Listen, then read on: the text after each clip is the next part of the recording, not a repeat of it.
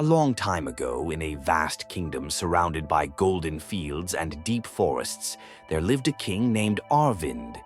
He was not only a ruler, but also a man of great compassion, fairness, and courage. His people adored him, his soldiers respected him, and even the animals of the forests trusted him. But among all the beings who loved him, none were closer to his heart than his elephant, Bhanu. This was no ordinary elephant. Bhanu was enormous, with tusks as white as ivory snow and eyes filled with wisdom. From the very day King Arvind ascended the throne, Bhanu had been by his side, carrying him into battles, shielding him from enemies, and patiently listening to his worries when the weight of the crown grew heavy.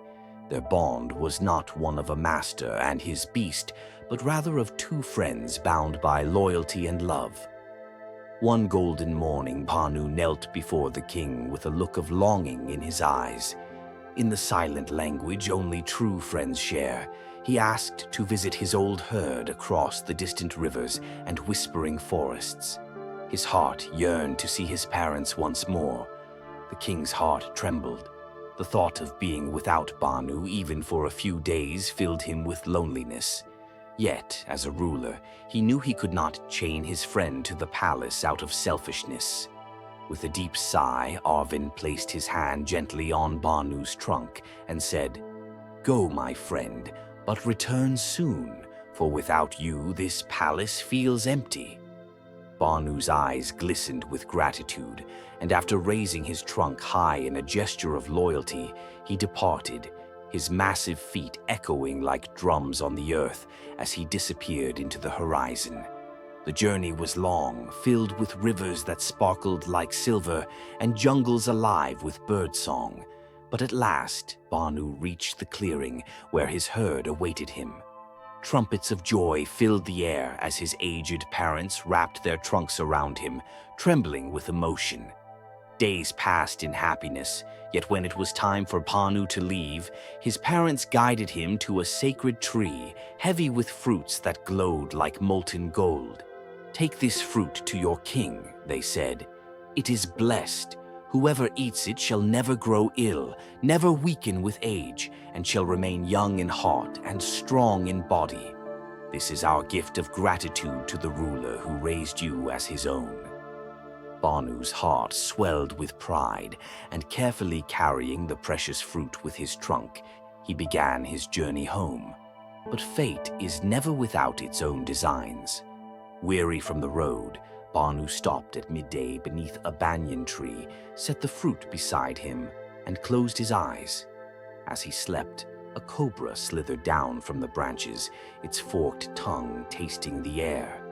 Drawn to the fruit's glow, it struck swiftly, sinking venom into the golden skin before disappearing into the shadows. When Bhanu awoke, he lifted the fruit, unaware of its corruption, and marched joyfully back to the palace. The bells of the palace rang as he returned, and the king himself rushed to greet him, throwing his arms around Bhanu's massive leg like a child hugging a beloved brother. "My friend, you have returned," Arvind exclaimed, his voice filled with relief. Bhanu lowered the fruit at his feet, his eyes shining with pride. "My king, this is for you. It will keep you strong, young, and free from sickness." Gasps of wonder spread through the court as ministers and soldiers leaned forward, their eyes wide with amazement.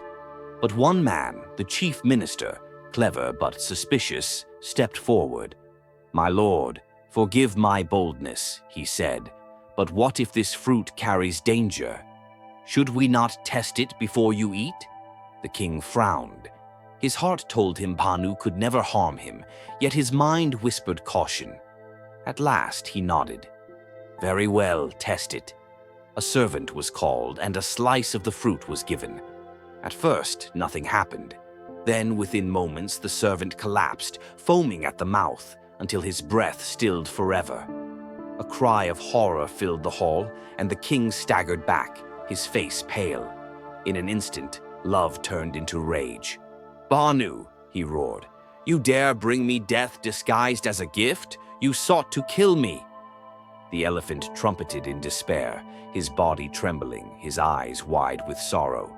He tried to plead, but words could not bridge the silence between man and beast. The minister pressed on, his voice sharp as a blade. "Your Majesty, this beast has betrayed you. End him before he ends us all." Blinded by fury, the king gave the cruel order. Executioners stepped forward. Bhanu lowered his head, his tears falling to the earth. In his silence, he seemed to say, "I was loyal. I trusted you. Yet if this is my fate, I accept it." Moments later, the mighty elephant who had carried the king through war and peace lay lifeless, his spirit gone. The palace echoed with grief, though no one wept more than the king himself. Still, pride chained his sorrow. The poisoned fruit was cast outside the gates, left to rot. Seasons passed. Where the fruit had fallen, a sapling grew. It stretched skyward, becoming a tree heavy with fruits, more golden than jewels. Yet, haunted by memory, the king forbade anyone to touch them. "These fruits are poison," he declared. "Let no one eat them." But destiny does not bend to warnings. One day, an old beggar couple, frail and starving, stumbled upon the tree. Too desperate to resist, they plucked one fruit and devoured it beneath the shade. Sleep overtook them. When they awoke, they stared at each other in disbelief. Their wrinkles had vanished, their backs were straight, and their bodies strong and youthful. They laughed and cried with joy, embracing as though reborn. The miracle spread through the kingdom like wildfire, stirring whispers of wonder. At last, the king, torn between caution and curiosity, summoned an aged courtier, frail and close to death. "Eat," he commanded, placing the fruit in the old man's hands. The courtier obeyed. Within moments, his crooked hands straightened, his dim eyes sparkled, and his weak voice grew firm with youth. Gasps of astonishment filled the hall. The fruit was no poison. It was pure blessing. The truth struck the king like thunder. His knees gave way and tears poured from his eyes. "Bhanu," he whispered, choking with grief. "My friend, forgive me." For the first time, the king realized his greatest mistake. He had slain the one soul who never betrayed him, blinded by suspicion and anger. Night after night, guilt consumed him. He often stood by the tree, resting his hand upon its trunk, as though it were Bhanu himself. The tree flourished, but the king's heart never healed. Though he ruled wisely, though his people prospered, there was always sorrow in his eyes, a scar left by his own haste. Generations later, the story of Bhanu, the faithful elephant, lived on, told by mothers to their children, whispered by travelers, and etched into the memory of the land. It became more than history. It became a lesson. It taught that anger is a blind sword, cutting truth along with lies, that suspicion, when left unchecked, can destroy even the purest love, and that sometimes those who love us most are the ones we wound the deepest. The tale became a reminder that true wisdom lies not in quick suspicion, but in patient trust, not in judgment made in anger, but in choices guided by the heart. And above all, it warned that regret, once born, speaks louder than 1,000 apologies. For one wrong decision made in haste can silence a lifetime of loyalty.